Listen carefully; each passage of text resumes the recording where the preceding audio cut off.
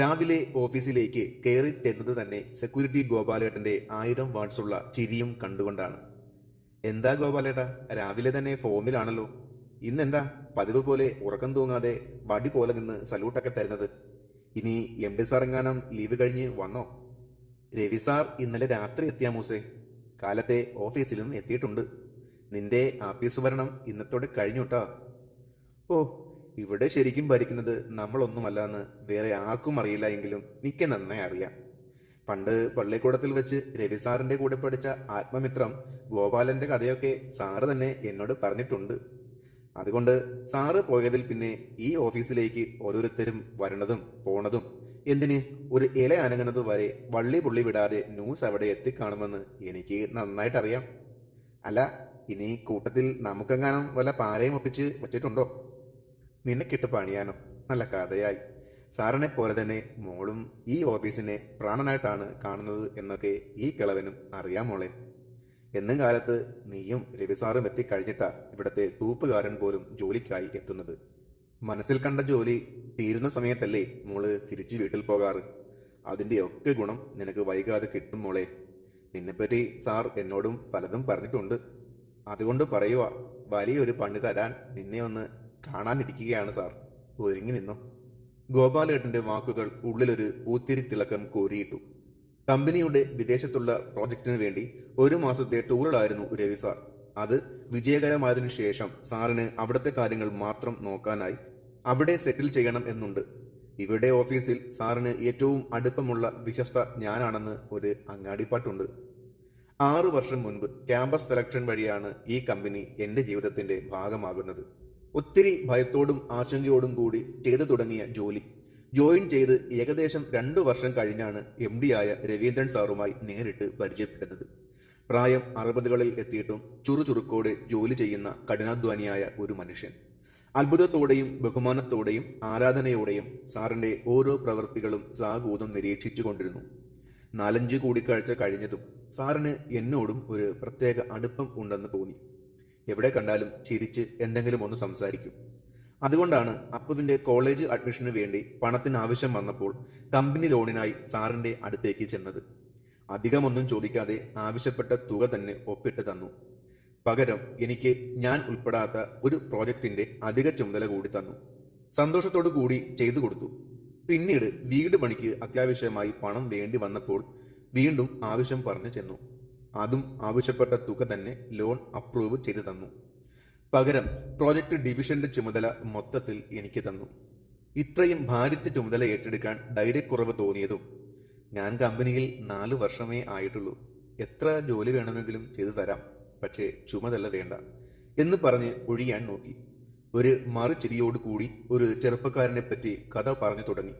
സ്വന്തം കാലിൽ നിൽക്കാൻ വേണ്ടി ആകെയുണ്ടായിരുന്ന കിടപ്പാടം വിറ്റ് ഭാര്യയുടെ കെട്ടുതാലി പണയപ്പെടുത്തി ഈ കമ്പനി തുടങ്ങിയ കഥ.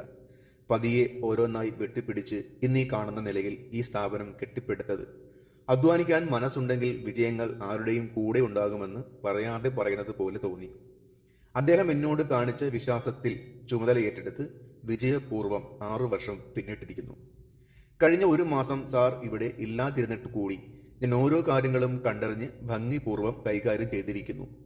ഒരു തരത്തിൽ പറഞ്ഞാൽ ഈ ചുമതലകളും തലവേദനകളും ഇപ്പോൾ ഞാനും ആസ്വദിച്ച് തുടങ്ങിയിരിക്കുന്നു.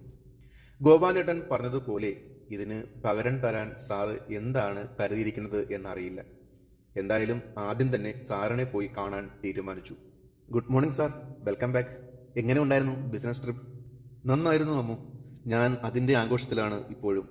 പിന്നെ എത്രയും പെട്ടെന്ന് അവിടുത്തെ നമ്മുടെ ഓഫീസ് സെറ്റപ്പ് ആക്കണം. ലൊക്കേഷൻ ഞാൻ കണ്ടുവച്ചിട്ടുണ്ട്. ഞാൻ ഈ ആഴ്ച തന്നെ അവിടുത്തെ കാര്യങ്ങളൊക്കെ നോക്കാൻ പോയാലോ എന്നാണ് ആലോചന.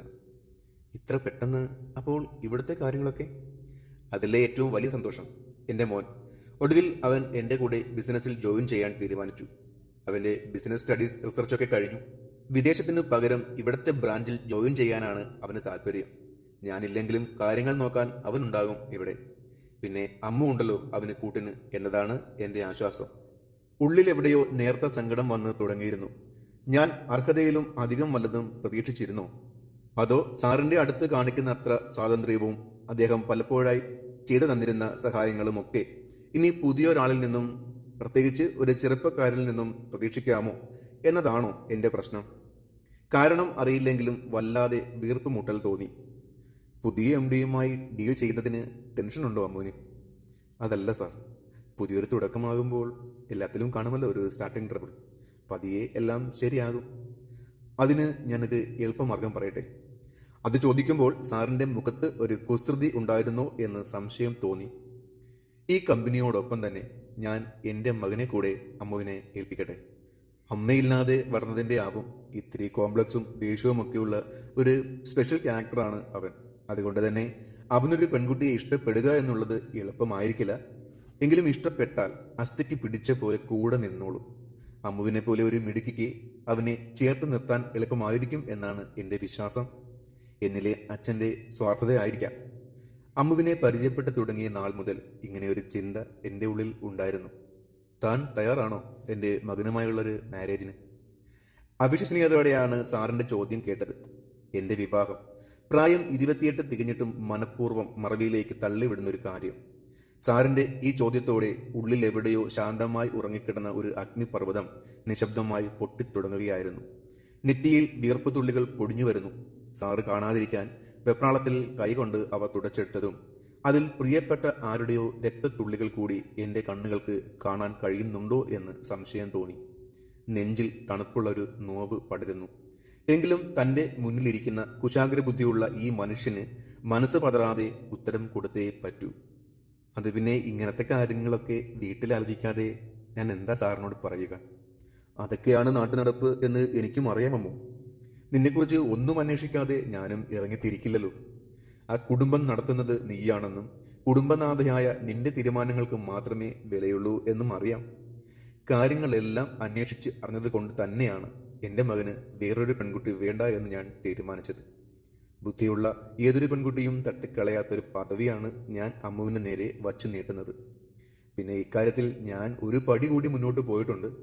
മോളുടെ ഫോട്ടോയും ഡീറ്റെയിൽസും ഒക്കെ ഞാൻ എൻ്റെ മോനും കാണിച്ചു കൊടുത്തിട്ടുണ്ട്. ഈശ്വരാനുഗ്രഹത്താൽ അവനത് സ്വീകാര്യവുമാണ്. ഇനി എല്ലാ തീരുമാനങ്ങളും അമ്മുവിൻ്റെ കയ്യിലാണ്. ഞങ്ങളെ നിരാശപ്പെടുത്താത്തൊരു തീരുമാനം അമ്മുവിൻ്റെ ഭാഗത്തു നിന്നും പ്രതീക്ഷിക്കുന്നു. എങ്കിലും എന്തും തീരുമാനിക്കാനുള്ള സ്വാതന്ത്ര്യം അമ്മുവിനുണ്ട്. നാളെ കാലത്ത് എനിക്കൊരു മറുപടി കിട്ടണം. സാറിനോട് എന്തൊക്കെയോ പറഞ്ഞെന്ന് വരുത്തി ക്യാബിനിലേക്ക് നടന്നു. ലാപ്ടോപ്പ് ഓൺ ചെയ്ത് വച്ചിട്ടും ജോലി കാര്യങ്ങളൊന്നും മനസ്സിലേക്ക് കടന്നു വന്നില്ല. എൻ്റെ ഉള്ളിലെന്നോ നഷ്ടപ്പെട്ടു പോയ ഹൃദയമെന്ന അവയവവും അതിനുള്ളിലെ വികാരങ്ങളും പതിയെ പുനർജനി തേടുന്നുണ്ട്. കൗമാര ചാബല്യങ്ങളിൽ കോറിയിട്ട ഒരു മുഖം പ്രണയവർണ്ണം വീണ്ടും ചാരിക്കുന്നു. സ്വന്തമാകുമെന്ന് ഒരിക്കലും കരുതിയിട്ടില്ല. എങ്കിലും എൻ്റെ ഉള്ളിലെ ഇഷ്ടം അറിഞ്ഞു കാണും. എന്നെങ്കിലും ഒരു നാൾ എന്നെ തേടി വരും എന്നൊരു പ്രതീക്ഷയായിരുന്നു പലപ്പോഴും മുൻപോട്ടുള്ള ഊർജം. അമ്മു, നീ എൻ്റേതാണെന്ന് ആ കണ്ണുകൾ ഓരോ കൂടിക്കാഴ്ചയിലും എന്നോട് പറയാതെ പറഞ്ഞിരുന്നു പോ. അതോ എല്ലാം എൻ്റെ പൊട്ടബുദ്ധിയിൽ വെറുതെ തോന്നിയതായിരുന്നു? ഉത്തരം ഇന്നും അറിയില്ല. പക്ഷേ ആ ഓർമ്മകളിൽ ഈ നിമിഷം കൂടി ഞാൻ പുളകിതയാകാറുണ്ട്. അന്നത്തെ പോലെ പ്രിയപ്പെട്ടവൻ്റെ കടാക്ഷത്തിനു വേണ്ടി കൊതിക്കുന്ന, കരയാനും സ്നേഹിക്കാനും മാത്രം അറിയാവുന്ന ദുർബലയായ വെറും പെണ്ണായി മാറാൻ എനിക്കിപ്പോഴും കഴിയുന്നുണ്ട്. ആലോചിച്ചു നോക്കിയാൽ താനെന്നും എന്തുകൊണ്ടും ദുർബല തന്നെ. അമൂല്യ. ഓട്ടോ ഡ്രൈവർ ദിവാകരേട്ടൻ്റെ മൂത്ത മോള് അമ്മുക്കുട്ടി. ഇളയ കുട്ടികളായ അപ്പുവിനേക്കാളും അല്ലിക്കുട്ടിയേക്കാളും അച്ഛന് പ്രിയമുള്ള അച്ഛൻ്റെ സ്വന്തം അമ്മൂട്ടി. ഒരു നിമിഷം പോലും എന്തെങ്കിലും ജോലി ചെയ്തുകൊണ്ടല്ലാതെ അച്ഛൻ വെറുതെ ഇരുന്ന് കണ്ടിട്ടില്ല അമ്മു.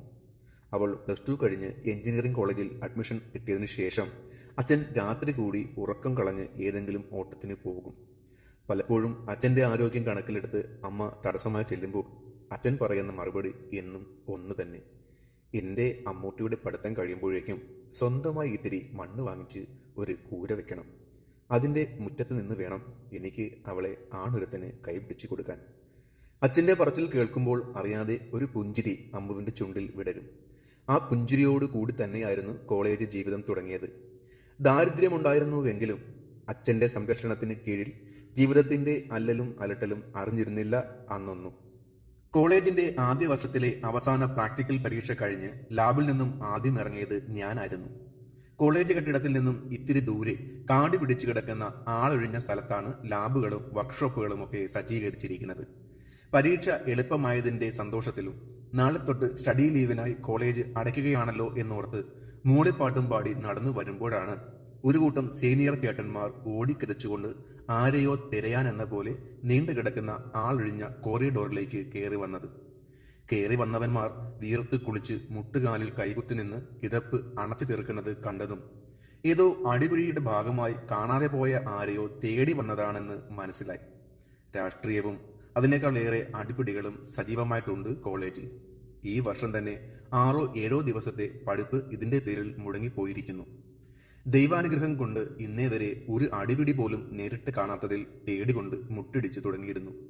അവന്മാർക്ക് തടസ്സമാവേണ്ട എന്ന് കരുതി ഒരു സൈഡിലേക്ക് മാറി അനങ്ങാതെ നിൽക്കുന്നതിനിടയിലാണ് എന്റെ കണ്ണുകൾ തൊട്ടു മുന്നിലെ തൂണിന്റെ മറവിലേക്ക് നീണ്ടുപോയത്. ഒരു മനുഷ്യരൂപം എന്നെ തന്നെ നോക്കിക്കൊണ്ട് ശ്വാസം പോലും അടക്കിപ്പിടിച്ച് പ്രതിമ പോലെ തൂണിന് മറഞ്ഞു നിൽക്കുന്നു. താടിയും മുടിയും ആവശ്യത്തിലേറെ നീണ്ടുകിടക്കുന്ന വിടർന്ന തിളക്കമുള്ള കണ്ണുകളും പരന്ന നെറ്റിയുമുള്ള സുന്ദരനായ ഒരു പുരുഷരൂപം. ഒരു നിമിഷം എല്ലാം മറന്ന് നോട്ടം അയാളുടെ മുഖത്ത് തന്നെ തറഞ്ഞു നിന്നു. അയാൾ പതിയെ വലത് കൈയിലെ നീണ്ടു മെലിഞ്ഞ ചൂണ്ടുവിരൽ ഉയർത്തി അയാളുടെ ചുണ്ടുകളോട് ചേർത്ത് വെച്ച് എന്നോട് എന്തോ പറയാനായി കണ്ണുകൾ കൊണ്ട് എന്തോ ചേഷ്ട കാണിക്കുന്നു. പെട്ടെന്ന് തോന്നിയ എന്തോ ഒരു ആകർഷണത്തിൽ നിന്നും വിട്ടുണർന്ന് ഭയത്തോടെ ഉച്ചത്തിൽ അലറിക്കഴിഞ്ഞപ്പോഴാണ് ശബ്ദമുണ്ടാക്കരുത് എന്നാണ് അയാൾ എന്നോട് പറയാൻ ഉദ്ദേശിച്ചത് എന്ന് മനസ്സിലായത്. ശബ്ദം കേട്ടതും ഒരു സെക്കൻഡിന്റെ 1000-1 നേരം വേണ്ടി വന്നില്ല അയാളെ തിരഞ്ഞു വന്നവന്മാർക്ക് ഓടിക്കൂടാൻ. ചെയ്തുപോയ അബദ്ധമോർത്ത് ക്ഷമാപണത്തോടെ അയാളെ നോക്കുമ്പോഴാണ് അയാളുടെ ഇടത് കൈ പ്ലാസ്റ്റർ ഇട്ട് കെട്ടിത്തൂക്കിയിട്ടിരിക്കുന്നത് കണ്ടത്. ഈശ്വര, ഇയാളുടെ കൈ ആദ്യമേ ഒടിഞ്ഞിരിക്കുന്നതായിരുന്നു. ഇയാളെ രക്ഷിക്കാൻ ഞാനായിട്ട് എന്തെങ്കിലും ചെയ്യണമല്ലോ എന്ന് ഓർത്തപ്പോഴേക്കും അവന്മാർ അയാളെ കൈവച്ച് തുടങ്ങിയിരുന്നു.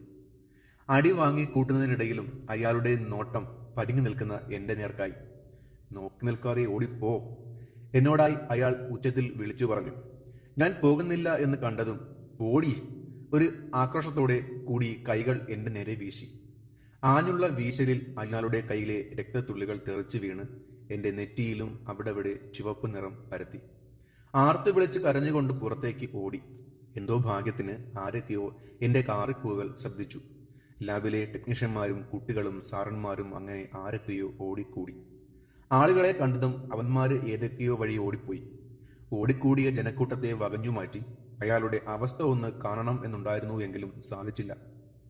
നമ്മുടെ അമൂല്യാണ് അർജുൻ ചേട്ടനെ അവന്മാരിട്ടിരിക്കുന്നത് കണ്ടത്. അവൾ അതെങ്ങാനും കണ്ടില്ലായിരുന്നു എങ്കിൽ ചേട്ടന്റെ ഇപ്പോഴത്തെ അവസ്ഥ. കഴിഞ്ഞ അടിയിൽ ചേട്ടന്റെ കൈയൊടിഞ്ഞു പോയത് കൊണ്ടാണ്, അല്ലെങ്കിൽ ചേട്ടൻ പൊളിച്ചേനെ. ക്ലാസ്സിലെ കുട്ടികളുടെ ഈ സംസാരം നെഞ്ചിൽ ഒരു ഇടുത്തി വീണത് പോലെയാണ് കേട്ടുകൊണ്ടിരുന്നത്. ആ നിമിഷത്തിൽ ഞാൻ ഒരിത്തിരി വകതിരിവോടെ പെരുമാറിയിരുന്നുവെങ്കിൽ ആ ചേട്ടൻ ഒളിച്ചിരിക്കുന്നത് ചിലപ്പോൾ അവന്മാർ കാണുകയില്ലായിരുന്നു. മിണ്ടാതിരിക്കാൻ അയാൾ പറഞ്ഞതാണ്. കൈ ഒഴിഞ്ഞിരിക്കുന്നത് പോലും ശ്രദ്ധിച്ചില്ല. എന്നെങ്കിലും അയാളെ നേരിട്ട് കാണുമ്പോൾ ആദ്യം തന്നെ മാപ്പ് ചോദിക്കണം. അതോ തല്ലൊക്കെ ഉണ്ടാക്കുന്ന കൂട്ടത്തിൽപ്പെട്ടതായതുകൊണ്ട് എന്നോടും ദേഷ്യം കാണുമോ? അങ്ങേര് എനിക്കിട്ടെണ്ണം പൊട്ടിക്കുമോ? ചിന്തകൾ കാട് കയറിയതും ഭയമോ സഹതാപമോ കുറ്റബോധമോ അറിയില്ല. അന്നത്തെ രാത്രി ഉറക്കം എന്നെ തൊട്ട് തീണ്ടിയില്ല. വല്ലാത്തൊരു അസ്വസ്ഥത സൃഷ്ടിച്ചുകൊണ്ട് മനസ്സ് നിറയെ അയാളുടെ മുഖത്തെ വിവിധ ഭാവങ്ങൾ നിറഞ്ഞാടിക്കൊണ്ടിരുന്നു. അന്ന് രാത്രിയിലെ എന്റെ ഉറക്കം കെടുത്തിയ വിങ്ങൽ യഥാർത്ഥത്തിൽ എന്തായിരുന്നുവെന്ന് പിറ്റേ ദിവസം രാവിലെയാണ് അറിയുന്നത്.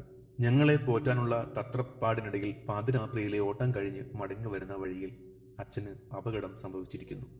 ചോര വാർന്ന് നടു റോഡിൽ സഹായം കിട്ടാതെ ഒത്തിരി കിടന്ന് കാണണം. അതിരാവിലെ നാട്ടുകാർ ആശുപത്രിയിൽ എത്തിച്ചപ്പോഴേക്കും വല്ലാതെ വൈകിപ്പോയിരുന്നു. ചികിത്സയ്ക്കായി 6 മാസത്തെ ആശുപത്രി വാസത്തിനു ശേഷം അരയ്ക്ക് കീഴ്പോട്ട് തളർന്നിട്ടാണ് അച്ഛനെ ഞങ്ങൾക്ക് തിരികെ കിട്ടിയത്. അതിൽ പിന്നെ ജീവിതത്തിന്റെ വ്യത്യസ്തമായ രൂപവും ഭാവവുമൊക്കെ ഞങ്ങൾ അറിഞ്ഞു തുടങ്ങി. അമ്മ അടുത്ത വീടുകളിൽ അടുക്കള പണിക്ക് പോയിട്ടും എൻ്റെ വക രാവിലെ വായനശാലയിലും വൈകിട്ട് അടുത്ത വീടുകളിലുമൊക്കെ ട്യൂഷൻ ക്ലാസുകൾ നടത്തിയും അപ്പുമോൻ രാവിലെ പത്രവിതരണവും വൈകിട്ട് കടയിൽ പൊതിഞ്ഞു കൊടുക്കാനും പോകും. വീട്ടുപണികൾ മുഴുവൻ അല്ലുകുട്ടിക്ക്. ഞങ്ങളെയെല്ലാം ഇക്കണ്ട കാലം മുഴുവൻ സുഖിക്കാൻ വിട്ടിട്ട് ഞങ്ങൾക്കായി കഷ്ടപ്പെട്ട് ഓടി നടന്നിരുന്ന അച്ഛൻ മാത്രം ഇതെല്ലാം കണ്ടും കേട്ടും തളർന്ന ശരീരവും വേദനിക്കുന്ന മനസ്സുമായി മറ്റിലേക്ക് നോക്കി കണ്ണു നിറച്ചു കിടക്കും. 2ാം വർഷം കോളേജിൽ പോയി തുടങ്ങിയപ്പോഴേക്കും പഠിപ്പ് കഴിയുമ്പോഴേക്കും എന്തെങ്കിലും സ്ഥിര വരുമാനമുള്ള ജോലി ഒപ്പിച്ചെടുക്കണമെന്ന ചിന്ത മാത്രമേ ഉണ്ടായിരുന്നുള്ളൂ.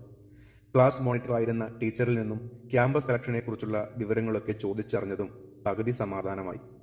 മനസ്സിരുത്തി പഠിച്ചാൽ ജോലി കിട്ടാനുള്ള സാഹചര്യം ഇവിടെ തന്നെയുണ്ട്. സീനിയേഴ്സിനു വേണ്ടി ഓരോ കമ്പനികൾ ക്യാമ്പസിൽ വന്നു പോയിക്കൊണ്ടിരുന്നതും ടീച്ചറുടെ അനുവാദത്തോടെ ഞാനും പ്ലേസ്മെന്റ് സെല്ലിൽ വെറുതെ കറങ്ങി നടക്കും. ഇന്റർവ്യൂ കഴിഞ്ഞ് ഇറങ്ങുന്നവരോട് വിശദാംശങ്ങൾ ചോദിച്ച് മനസ്സിലാക്കും. അതിനിടയിൽ വീണ്ടും ഒരു അടിപിടി കൂടി കൺമുന്നിൽ വച്ച് കാണേണ്ടി വന്നു. ആദ്യം നോക്കിയത് അന്ന് കണ്ട അർജുൻ ചേട്ടൻ കൂട്ടത്തിലെങ്ങാനും ഉണ്ടോ എന്നാണ്. സത്യം പറഞ്ഞാൽ അച്ഛന്റെ അപകടം ജീവിതം മാറ്റിമറിച്ചതും അയാളെക്കുറിച്ച് ഞാൻ മറന്നുപോയിരുന്നു. അടിപിടി ഒതുങ്ങിക്കഴിഞ്ഞതും 2-3 എണ്ണത്തിനെ കൂട്ടുകാർ ചേർന്ന് വലിച്ചു തൂക്കിക്കൊണ്ടു പോകുന്നതും കണ്ടു. അവന്മാർക്ക് പിറകിലായി നടന്നു വരുന്ന ആളെ കണ്ടതും ഞാൻ ഉഴിഞ്ഞു നോക്കി. ഇല്ല, ഇത്തവണ ദേഹത്തിൽ എവിടെയും വെട്ടും കുത്തും പ്ലാസ്റ്ററും ഒന്നുമില്ല. ആളും എന്നെ ഒന്ന് സൂക്ഷിച്ചു നോക്കുന്നത് കണ്ടു. എന്റെ അടുത്തേക്ക് നടന്നു വന്നു. തുടർഭാഗങ്ങൾ കേൾക്കാനായി ഈ ചാനൽ ഒന്ന് സബ്സ്ക്രൈബ് ചെയ്യാൻ മറക്കല്ലേ.